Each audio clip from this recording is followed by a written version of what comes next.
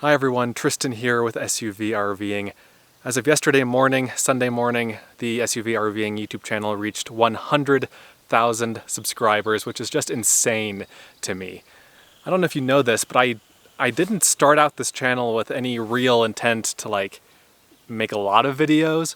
I started this channel to sell more copies of the SUV RVing book. I didn't have an audience or anything like that. I didn't really have a good way to get the word out about the book that I had written. So I thought, okay, let me make a few videos here. Maybe that'll help sell some copies of the book. And fast forward about 4.5 years later, the YouTube channel has 100,000 subscribers. I've sold thousands of copies of the book, and it's just insane. And of course now the channel has kind of eclipsed the book as my main focus here. And I just wanted to say thanks to everyone watching this. Thanks to all of you guys who have subscribed and followed along on the journey. A lot has happened in the last 4.5 years. I've gotten married, I've moved a couple of times, I've got a dog now, I live in Idaho. So a lot that's gone on, and you guys have been here with me throughout all of it. And so I just wanted to say thank you. Thank you for supporting the channel, thank you for supporting me, thank you for watching. I never thought I would get to this milestone, this 100,000 subscriber milestone, and somehow it happened, and it's you guys that I have to thank for it. I've been debating for months and months and months about what I wanted to do once I hit 100,000 subscribers. How would I celebrate? Had a bunch of different ideas. None of them really appealed to me. None of them felt appropriate. I just didn't really know what I wanted to do. And that continued to be the case up until a few days ago. I really just didn't know what I wanted to do. And then in the most recent comments of my most recent video, the one where I explore the Columbia River Gorge in Washington and Oregon, someone left a comment, and it was one of the top comments saying something like, "I hope you make a video about your favorite places to celebrate hitting 100,000 subscribers." And that's something that I had thought about doing. It was one of the possibilities, but I hadn't really committed to it. But once I saw that a few days ago, I thought, you know what? That's what I'm gonna do. That's what I wanna do. Let's do that video. So that's what this video is gonna be. I'm gonna go over my 10 favorite places in the Western US. And these aren't necessarily the most beautiful places. These aren't necessarily the places that I've been to the most. These aren't necessarily the places that I'm gonna be going back to in the immediate future. When trying to come up with how I wanted to frame this list, I think the best way for me to approach it was to think about the places that I think about the most when I'm not traveling. So when I'm just sitting on the couch or sitting at my desk and I'm kind of daydreaming about being out on the road somewhere, what are the places that I think about? What places call to me? Where does my soul yearn to be? And so that's really how I formed this list of 10 places. There are lots of other places that I could have listed on here. Maybe I'll make follow-up videos in the future about specifically favorite, states or national parks or national monuments or, whatever. I can get more specialized with the future videos. But for now, these are my 10 favorite places in the Western US. Before I really get into the list here, I wanted to say thank you to my beautiful wife, Cassie. She's been just extremely supportive. She's always supportive of me and my travels and the channel, even when it didn't really make sense, even when I wasn't making any money from it. She believed in me, and that made all of this possible. I couldn't have done it without her. She's really the #1 person that I need to thank for this. And she's gonna be coming up in more videos in the future. She's going to school full time. She has been for the last year or so, and so it's hard for her to get out to travel with me when I go on my trips, but we're going this weekend back up to Montana for a couple days, and got other trips planned throughout the summer, so you'll see more of her coming up. And if you want to get a sneak peek at other places I'm going to be taking this channel throughout the rest of the year and some changes I'm going to make, stay tuned and watch to the end of the video. But for now, let's get into my top 10 favorite places. These are in no particular order. The #1 place, I put it as #1 just because I went there a few days ago. It's the most recent one, so there's really no order here. This is just the order that I wanted to share them in. Number 10 on my list is the Uintas Mountains. This is a mountain range in northeastern Utah. It's home to the highest mountains in Utah. They go up to 13,500 feet-ish. Kings Peak is the highest mountain in Utah. It's there. And I've included this range because I've spent a lot of time there, have a lot of good memories there. I haven't filmed a ton there. A lot of my adventures there were done before I filmed, before I made YouTube videos, back when I was just going on adventures and taking pictures and writing the occasional blog post about it. It's a unique mountain range in the US because it runs east to west instead of north to south. It's one of the few mountain ranges that does that. And then also these mountains are just I think of them as breaching whales. They're like these humps. They're these humps above tree line. So you'll see pictures of these mountains, and it's like trees, like flat and treed all along the base of the mountains, and then these kind of rolling, beautiful, treeless summits, rocky summits poke up above the trees. Just a beautiful mountain range, thousands of lakes. It's a big mountain range, lots of exploring to do. As far as stuff that I recommend doing there, there's a trail called Bald Mountain, the Bald Mountain Trail. The trailhead is about an hour and a half from Salt Lake City, not too far. And it's a great hike up to one of those bald summits with incredible views. And I recommend that. If you want something a little bit harder, I recommend Kings Peak, which I alluded to earlier. That is the highest mountain in Utah. It's like a 25 or 30 mile round trip hike. It's quite a journey, but it takes you through some spectacular scenery. Or just look at a map, pick a lake, and hike to that, and it'll be beautiful. It'll be great scenery. Number 9 on my list, and the videos and pictures that you may be seeing are almost entirely mine. There might be a couple that I need to get from the internet, from like a stock photo website or other pictures that I'm allowed to use. And so if I've made videos of these places, I'll include links to all of those in the video description if you want to go watch some of the videos that I've shot while visiting these beautiful places. So place number 9 on my list, Redwood National and State Parks in Northern California. This is one of my more recent additions to this list, I would say. I went there back in November for the second time, and those trees, I mean, the redwoods are just incredible. They're just gigantic and beautiful, and it's just an awe-inspiring place to visit. I still think about those trees again, you know, sitting at the desk, I think back to my travels, and those trees are just magnificent and magical. It's just a special place. It's the place I've been to least on this list. I've been there only twice. Every place else I've been 3, 4, 5, 10, a dozen times or more. Sorry if I flick bugs away. There are a lot of bugs flying around. 2 places I can recommend for you to check out there. Fern Canyon, just this incredible canyon right on the coast that leads up basically from the beach. And then also Stout Grove is the best grove that I visited while I was there, as far as grove of redwood trees goes. Just incredible, absolutely magical place, definitely recommended. Place number 8 on my list is the San Rafael Swell. This is a desert region in basically central Utah. And it's basically a large uplifted area, so this area is higher up than the surrounding land. And it's just a maze of cliffs and canyons, and it's just incredible desert peaks, and there's some really beautiful rivers that are there, desert rivers, just a fascinating place, huge area. You could spend a lifetime exploring that place and never see it all. There's rock art, there are Native American ruins, slot canyons, there's rock climbing, all sorts of good stuff. Some places that I can recommend there are Goblin Valley State Park. If you want an easy slot canyon hike, check out Little Wild Horse and Bell Canyons. If you want some pretty crazy summit climbs, check out my videos of Temple Mountain and San Rafael Knob. There are lots of great hikes, lots of great adventures to be had there. Place number 7. So some of these places are kind of regions, like the San Rafael Swell is kind of an area. Some of these are mountain ranges. Some of these are cities. We're going to get to a couple of cities and towns along the way here. This is kind of my own concoction, my own region, and that is the Pacific Northwest volcanoes. So not the Pacific Northwest as a whole, and not the entirety of the Cascade Range, but like the big volcanoes.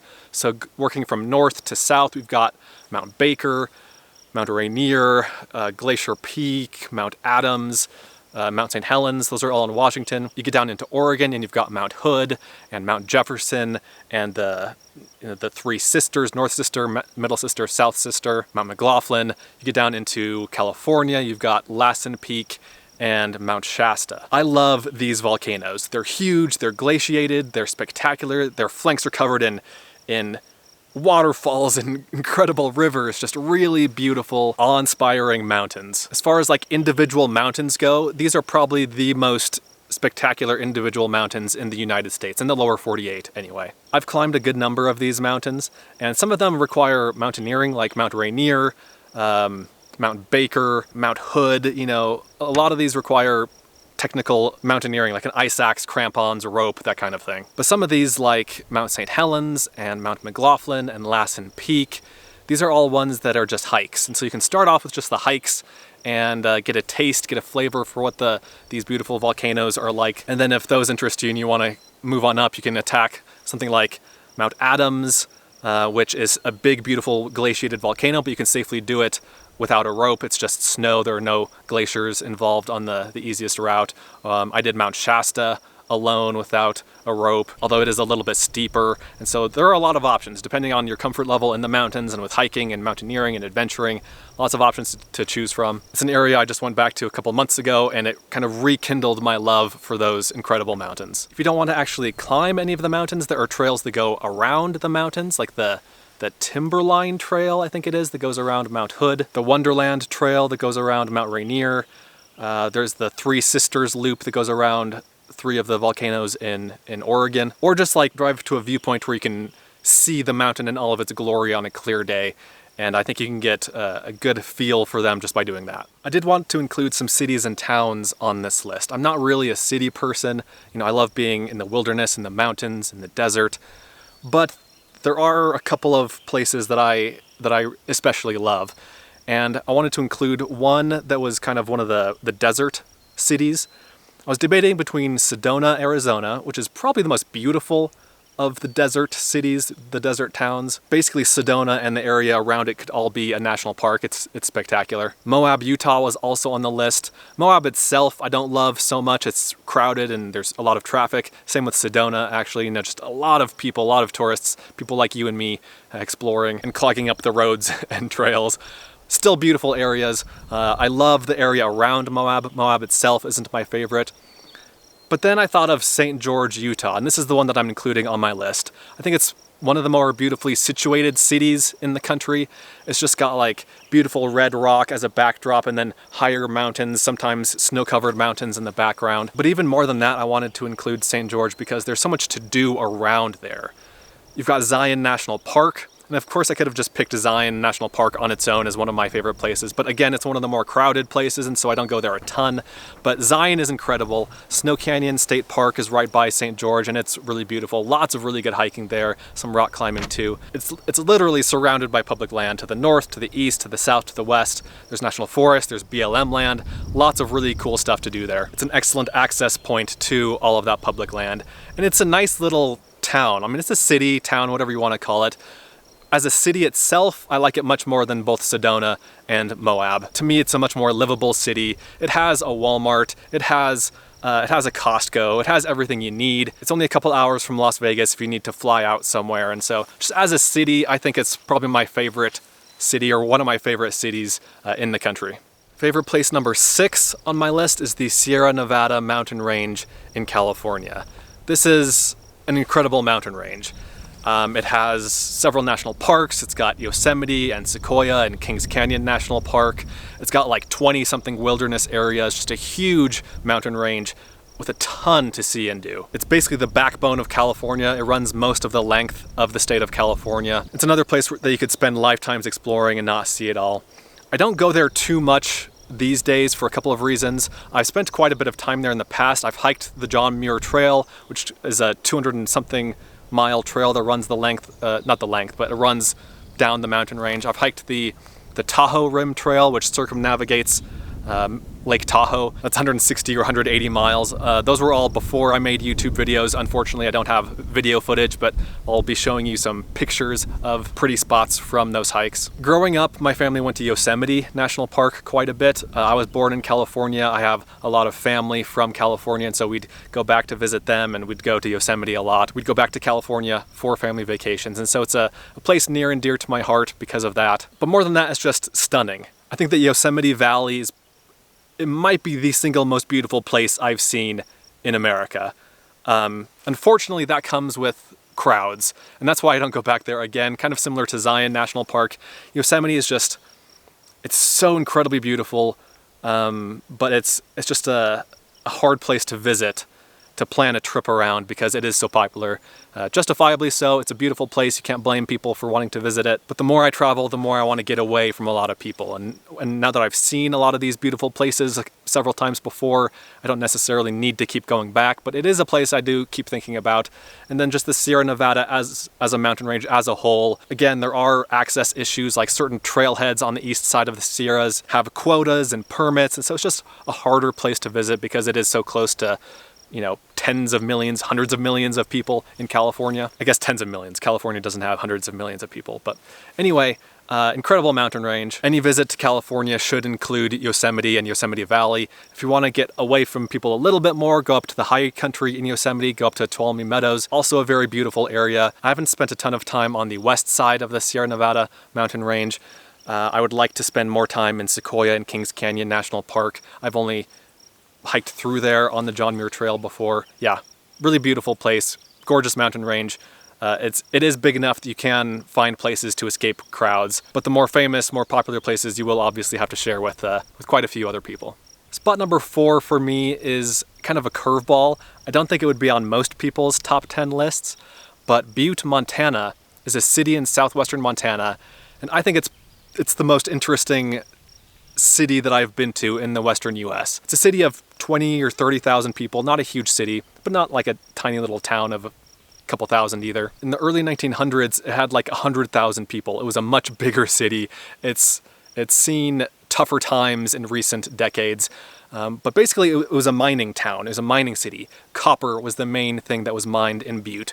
It created just huge amounts of wealth. There was a ton of money floating around Butte in the early part of the 20th century. And one upshot of that is that the architecture in Butte is just spectacular to me. In a lot of cities and towns in the US, you'll see like a block or two that have really neat old brick buildings like on Main Street that are from the early 1900s or whatever. And those are neat, but most of the city is, sprawled out, spread out. It's much more modern. Butte has a very large old historic district. Most of the city is just like these crazy old buildings, beautiful old buildings, some in pretty bad shape. Again, Butte has fallen on kind of on tough times recently, but it's a city that both Cassie and I love. It's a city that we are likely going to move to. We like it that much. It's just a really, really interesting place. Just beautiful old Victorian and whatever comes after Victorian buildings, lots of brick buildings, lots of hills. It's a very three-dimensional city. The city itself is kind of on a hill, and so you have great views of the surrounding mountains. The city is completely surrounded by mountains. When I first drove through Butte last year for the first time, it was just like stepping back in time. It was a time warp. I've never seen another city like that. And it's kind of a rough and tumble place, but that also to me is part of the charm of it. It's not glitzy, it's not fancy, it's not expensive. It's an old mining town in the mountains and is a place that has really just kind of captured my heart and Cassie's heart. It's a place that we're going to be going back to pretty soon here. I've been there like 5 or 6 times in the last year. Cassie's been a few times. We just love the buildings and the feel of the place. The not so good is that there is a giant toxic pit. The Berkeley pit is an old open pit mine that's no longer in use, but is like super toxic and is a Superfund site and is being cleaned up and remediated and everything. And so that part of it is not great, but there's a lot to love about the city. If you want to learn more about Butte and are into podcasts, there's a really great, I think 10-part podcast 10-episode podcast called The Richest Hill. It's a fascinating history of Butte and its rise and its fall and what's being done about some of the environmental issues in the area. Favorite spot number 3 on my list is Arches National Park near Moab in eastern Utah. I love Arches National Park. It's not a huge park, and it's not a park that has like a ton of wilderness. There's pretty good access to large portions of the park by car, but there are these beautiful little pockets where there are no people and no trails. You can just go off and explore and find your own arch or find your own Native American rock art or find your own inscription from a 17th century explorer. It's just a really interesting park to me, and it's the national park that I've spent the most time in. I've been there probably 30 or 40 times. I wrote a guidebook to hiking Arches National Park, so I've been there a lot, and I keep going back. I was back there a couple months ago. I made a video a couple months ago about a part of the park that I had never been to. It's just a really incredible place. The highlight being, of course, those incredible natural arches. Delicate arch, landscape arch, double arch. Those are the main arches that you need to see when you visit. Tower Arch is another great hike that's a little bit more off the beaten path. You won't find quite as many people on that hike, so I recommend that one. And then the area that I visited a couple months ago, Lost Spring Canyon, that's a spot you should add to your list if you want to still visit the park, still see some arches, but also avoid the crowds. Because of all the time I've spent in that park, it really is near and dear to my heart, and just have a warm feeling whenever I think about the park, and it's a place that I keep going back to and will keep going back to. There's a lot to see there. a lot of arches that I haven't seen. Spot number 2 on my list is the Wind River Range. This is a mountain range, a large mountain range in western Wyoming, a couple of mountain ranges east of the Tetons, if you're familiar with those. And this mountain range to me is like the Sierra Nevada in California, but more in the wilderness and with fewer people, but just as spectacular. It's a very rocky, rugged mountain range like the Sierra. And my first visit there was only last year. I'd never been there before last year, but it's made it onto my list because it is so spectacular. And last year I traversed the mountain range. I did like a 50-mile hike across the mountain range over multiple days with a friend of mine. I made a video about that. I climbed Gannett Peak, which is the highest mountain in that mountain range, and also the highest mountain in Wyoming. I made a video about that. Just spectacular scenery.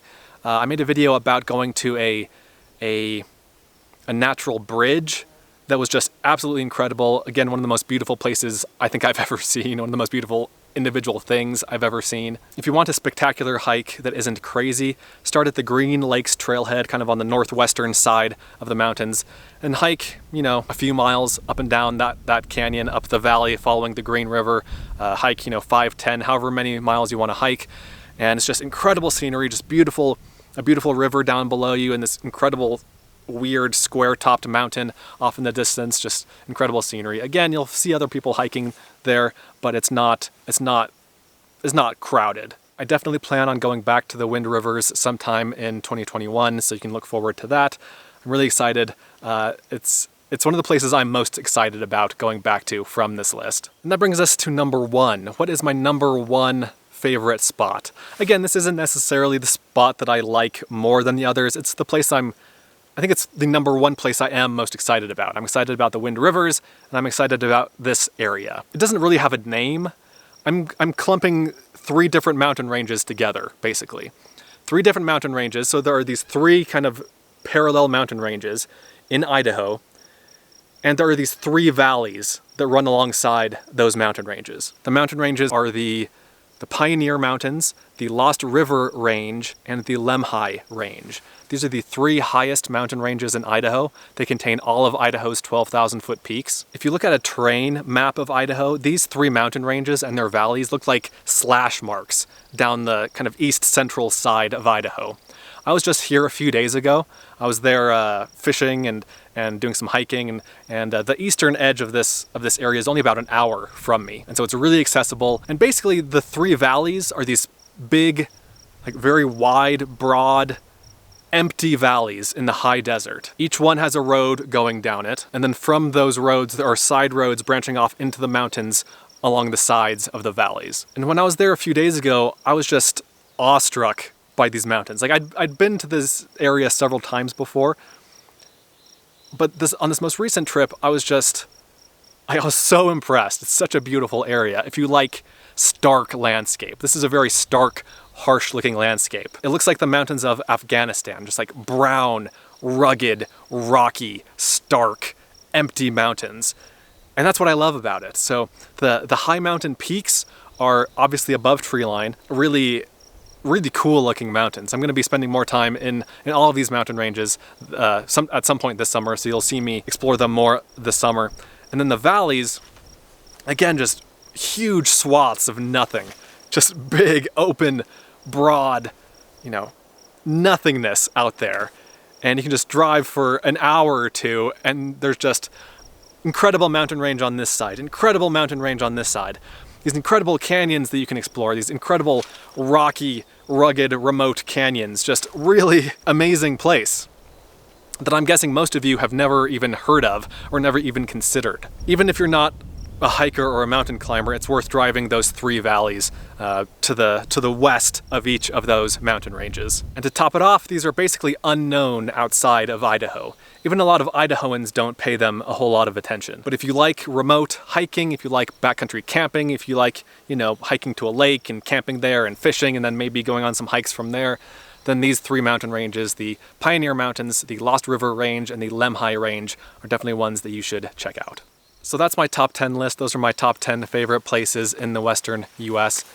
It's very likely to change this year, next year, this list isn't set in stone. It'll change as I discover new areas and as I revisit old ones. Which brings me to some future stuff that I wanted to talk about.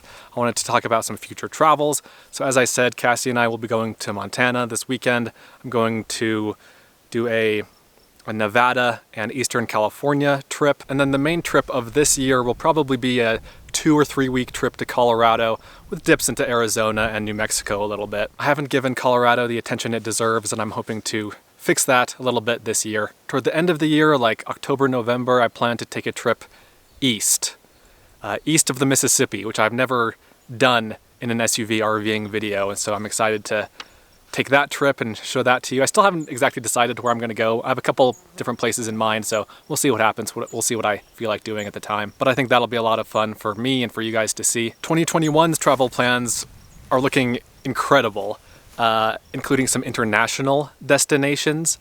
And then, yes, just some really good stuff that I'm not ready to share yet, but it's going to be awesome. I'm working on getting a new vehicle.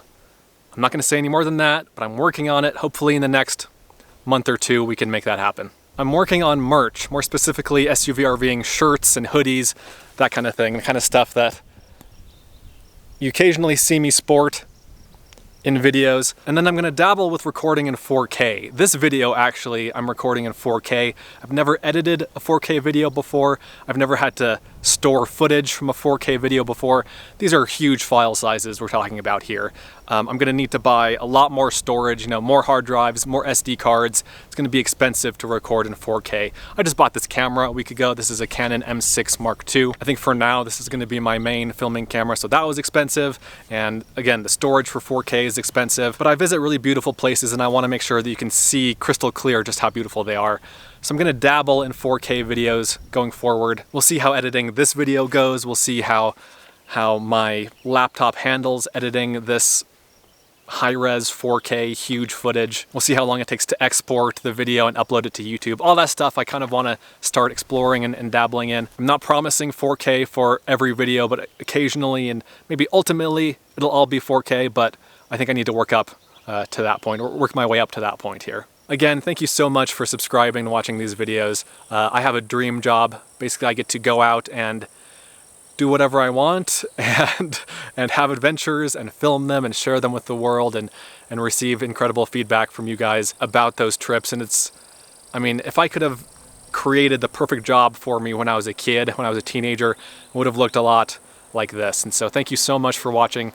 Got a lot of awesome stuff coming up in the future, a lot more videos in the immediate future from my Washington and Oregon trip, so you can look forward to those. And then beyond that, I'm going to be showing you a lot this year, places that I haven't really been to a whole lot and that I haven't shared with you. So lots to look forward to. Thanks again for watching. Be sure to hit that subscribe button if you just randomly stumbled across this video or if you aren't already subscribed. I'll see you guys in the next one. Be sure to check out Adventure Know-How, my new site, where you can gain access to a map of all of my free campsites, plus monthly bonus videos that you won't find anywhere else. Learn more at adventureknowhow.com. And for links to everything else SUV RVing related, visit suvrving.com. Links to these sites and more will be in the video description.